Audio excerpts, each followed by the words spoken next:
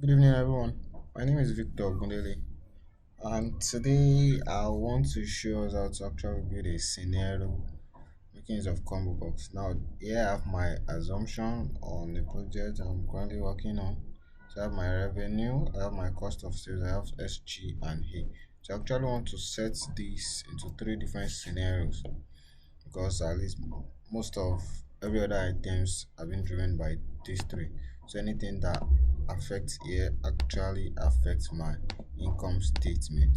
So I want to build up a scenario to actually show the effect of that.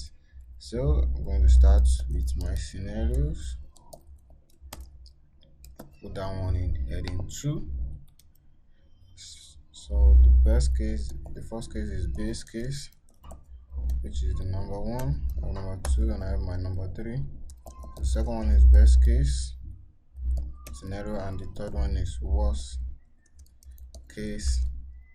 So all I need to do now is I need to build one and I will duplicate it for the rest. So here is my cell link. So if I type one here, actually telling Excel that see show me the best case. If I type 2, I'm telling Excel show me the best case. If I type 3, I'm telling Excel show me the worst case. So for the first one, that will be the revenue growth.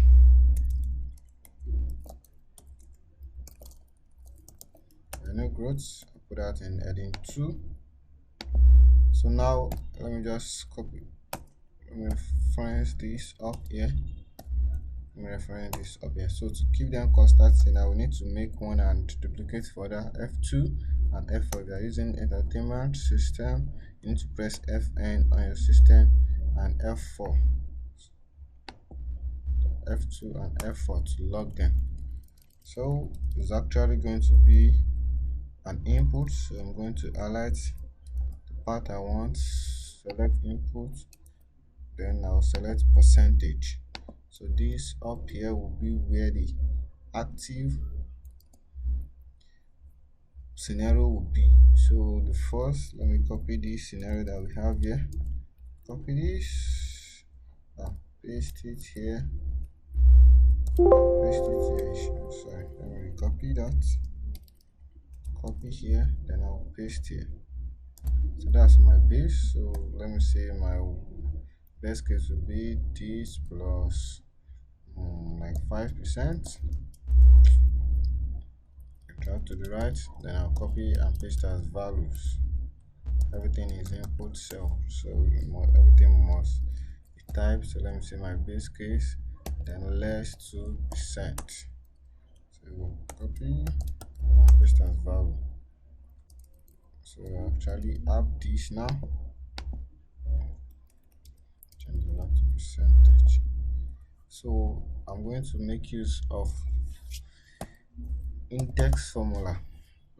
It returns a value or reference of the cell that the intersection of a particular row and column in a given range. You can read more about how to use index. So my array is this scenario for this year. Then my row number is this figure that we set. If you type 1, we want Excel to show that we have 1. We are talking about this case scenario. So if I go here and I type 3, it will return this worst case scenario. If I come here and type 2, to return the best case scenario. So I'm typing 1. So now here I'm typing 1. I don't want my user to be able to type this one because they can actually overwrite this, and when they overwrite this, they will definitely mess up my formula. So I need to make use of combo box. So best thing is I will need to rename. First thing I will need to do is I will need to rename this cell naming convention. So this will be the switch control.